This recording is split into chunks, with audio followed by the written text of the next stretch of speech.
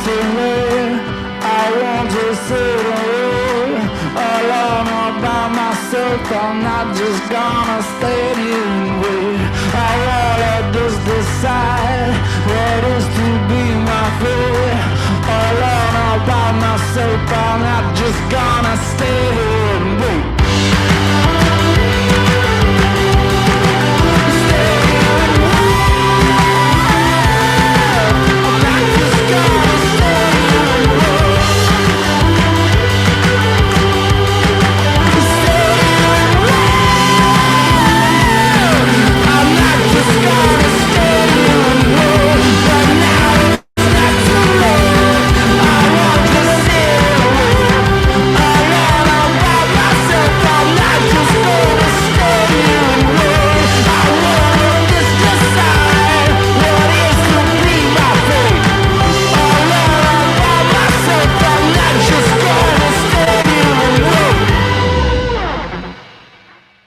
Jim Finch's daily newscast was recorded live in front of a studio of cats.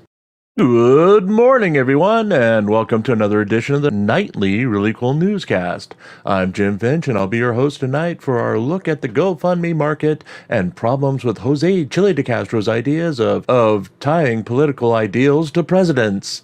And well, you know the rest. If it's an idea by De Castro, we'll be mocking it thoroughly. We also got lazy this morning, and we stuck with two very serious flashback episodes to round out our very quick running time today. Sorry about that, folks, but apparently I've lost my smile, and I'm gonna stop being a sourpuss and news-minded guy on this very newscast. Better get my head right on and sleep more. That said, it's a glorious 89 Fahrenheit in north central Pennsylvania this morning. I'm curled up next to the air conditioner and ready to bring you all the news that's knit to pick. On that nose, folks, I'll be picking up where we left off in a few minutes. De Castro versus the United States Supreme Court. Again. In the stupidity that was Friday and Jose Chili de Castro's failing to answer a motion for summary judgment in his lawsuit against the Las Vegas Metro Police Force, we forgot to look at his latest rant about the Supreme Court. De Castro has used the Supreme Court as a go-to rant for the past year or so, falling into the evils of the Supreme Court when he didn't have anything else to talk about. His July 4th, 2024 address to the public was just another example of this. In his latest speech, he was trying to say that now that the Supreme Court has ruled that presidents have near total immunity, their influence on shaping the court system should end within a few years after they were no longer president. Under De Castro's newest proposal, members of the Supreme Court would be elected to serve 8-year terms and would be limited to serving 2 terms for a total of 16 years. They would also be able to be impeached for not keeping campaign promises or voting in ways that weren't reflective of the president who appointed them. New to the standard speech this time was his focus on Generation Z and the argument that Supreme Court justices should not be serving on the court if they were appointed before a member of Generation Z was born, as that was giving the presidents from 30 years ago too much power. De Castro tried to make the argument that Clarence Thomas was appointed in 1991 by George Herbert Walker Bush. Because Bush's presidency ended before members of Generation Z were born, so should Bush's political ideals as reflected in judgments by Thomas. Under this argument, people are static, and ideas don't change over time. Because Thomas, who has become one of the most conservative justices in the history of the court, was appointed so long ago, he serves no value, as ideas will always be static and will always reflect those of George H.W. Bush. It's an interesting idea, to say the least, as De Castro, a member of Generation X, was born during the presidency of Gerald Ford. Ford was never voted into office. He was appointed as a replacement for Spiro Agnew, who retired in 1973. He became president in 1974 after Richard Nixon resigned, making him the only person in history to become both vice president and president without being voted into office. De Castro's logic could say that since De Castro was born during Ford, an appointed president, his ideology began and ended with Ford. De Castro's viewpoint is therefore stuck in 1974, and therefore De Castro should not be allowed to vote, run for office, or be appointed to government roles, as his ideology reflects President Ford. In DeCastro's logic, Ford's influence should have ended within 16 years of his departure from the presidency. Doing some quick calculations of DeCastro's expiration year, it was 1992, when DeCastro would have turned 18. His political influence would have ended the year he was eligible to vote. I'm somehow good with that. I mean, it would also disqualify me from running for office or wielding political influence, but when did that ever interest me? But then again, if that applies to everyone, those who were born in the years of George W. Bush's presidency, 2000 to 2008, will lose political relevance this year. Those born during Obama's presidency, 2008 to 2016, are still politically relevant until 2032. Those born during Trump's presidency, 2016 to 2020, will be relevant until 2034, and those born during Biden's presidency will be relevant until 2038. If Trump wins the presidency this year, it'll get complicated, as those born in his first term will get a bump until 2042, giving an extraordinary expansion to their political relevancy to the ripe old maximum age of 26. DeCastro logic also means that anyone between the age range of 1 to 16 years of age are politically relevant. Those are our leaders, and they should be looked to in order to secure our future, as ideology never changes, and people should be tied to the president who was in power the year they were born. 1 to 16-year-olds running the world couldn't be more worse than the system we have right now, right, folks? Maybe DeCastro, for once in his life, has a point. Or I needed to fill 2 pages to make a quota. In either case, we all win. DeCastro can't serve and the rest of us retire from politics, political thought, and political relevance after the maximum age of 26. Sounds like a winner to me. USA! USA! USA! USA! GoFundMe, lazy frauditors, or lazy summer days?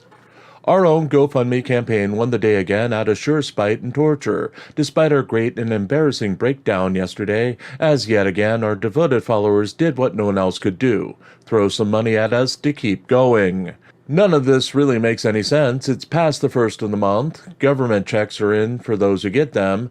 I know it's a traditionally slow time online, as it's the middle of summer and people took time off due to the July 4th holiday, but still, throwing $5 to help a Chili DeCastro or DirectD out wouldn't be too much of a burden.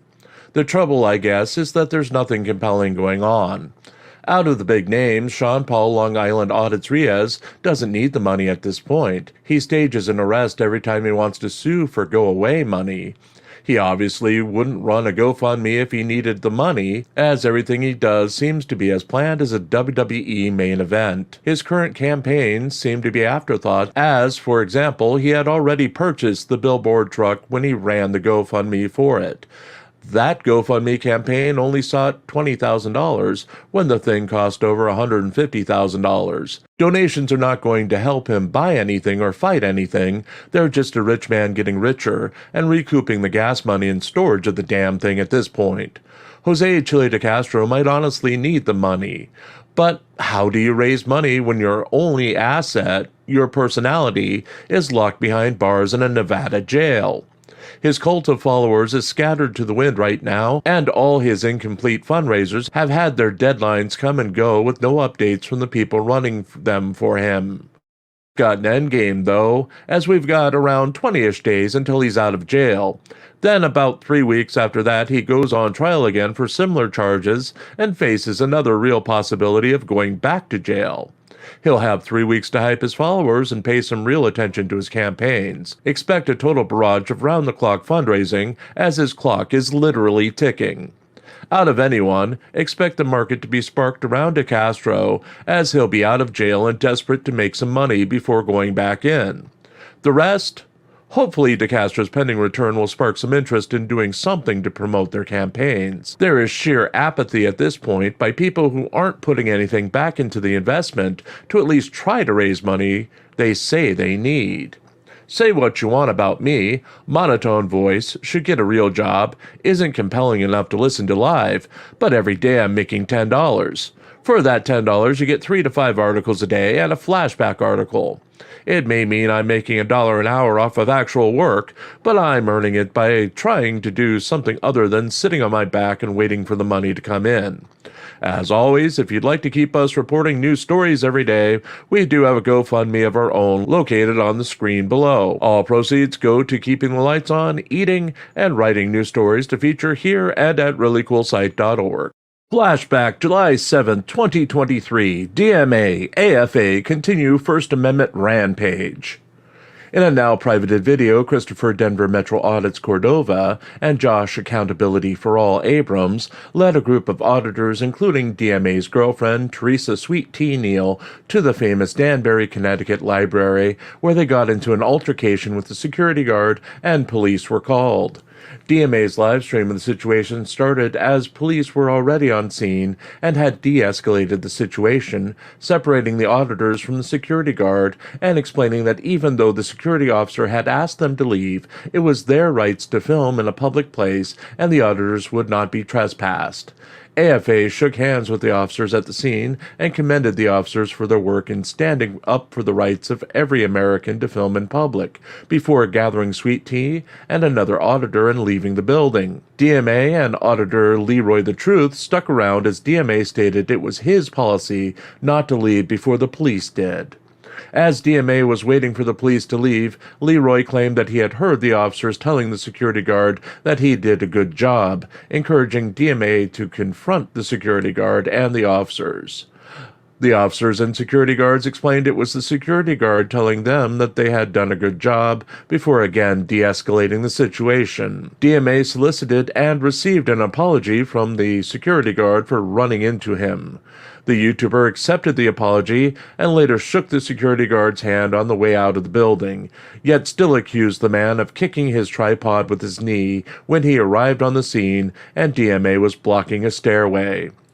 The Danbury Library is infamous in the First Amendment auditing community due to a famous incident involving Sean Paul Long Island Audit (RIAS) last year. DMA told his viewers that the group of auditors had planned the audit of the library, and since the library again failed, he would personally return to audit the library again. DMA and Leroy stuck around until close before being escorted to their car by AMA and ending the live stream. Flashback July 7, 2023. Disheveled DeCastro live streams about dogs.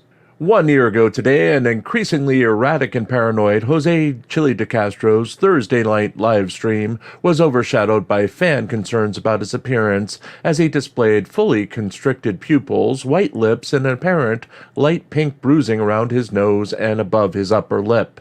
The 48-year-old homeless YouTuber said he had rushed back to his office from doing a workout and seemed to be rushed and out of breath at the start of his live stream, though quickly bounced back in order to perform an extended rant about YouTube and YouTube's decision not to monetize his videos that feature anti-police views. DeCastro argued that his viewers use the same products from advertisers as anyone else and deserve to be exposed to commercials as non-cop watching channels. Continuing, he threatened to move his YouTube operation to Patreon should YouTube remove his channel. Turning to his main focus of the evening, DeCastro displayed what he claimed to be ad-worthy footage of an incident in Lorain, Ohio, where a police officer shot a family dog that was running in the street. DeCastro slowed the footage down and featured the graphic shooting of the animal while making anti-police statements. The YouTuber encouraged his followers to take action and go to their city council meetings to demand laws preventing police from shooting dogs, claiming that dogs are no danger to police. While members of his chat claim that dogs are harmless and have never hurt a police officer, DeCastro suggested that officers use chairs to barricade themselves from animals while yelling for help from the animal's owner, instead of having a negative interaction with the animal. DeCastro finished his live stream by featuring an extended commercial for his indestructible trifold and a video from Carolina and Fort Worth. Okay, folks, this is just a reminder that this is apparently a news program, but occasionally, just occasionally, we'll be breaking the fourth wall and laughing at life and the absurdities of the days as we encounter them. Some people may call that being a whiny bitch boy who used to be funny, but we'll call it experience. role change, and maybe a midlife breakdown unfolding before your very eyes. How fun! Get out your sticks and poke some more as we go off into the night. Remember, folks, we'll be back in an hour or so with our brand new all-star panel, featuring everyone who is around on a Sunday for more insidious topics that you can pick a nose at. That's right, itch those itches, batten down your hatches. Oh, Mark said it started with an S. Satches? Patches? Oh, whatever. It'll be a fun and random time for everyone tonight. Be sure to be around tomorrow at 1 p.m. Eastern for our latest edition of Drunk Girl Theater, featuring Hank, Popeville II, and myself for another hour-ish of the best drunken behavior money can't buy. And on that note, we're out of here. Post-credit sequence incoming after our brand spanking new post-credit sequence? Oh yeah, it's dark. So very dark. Oh my gosh. Have a good morning, y'all. And this has been a recording.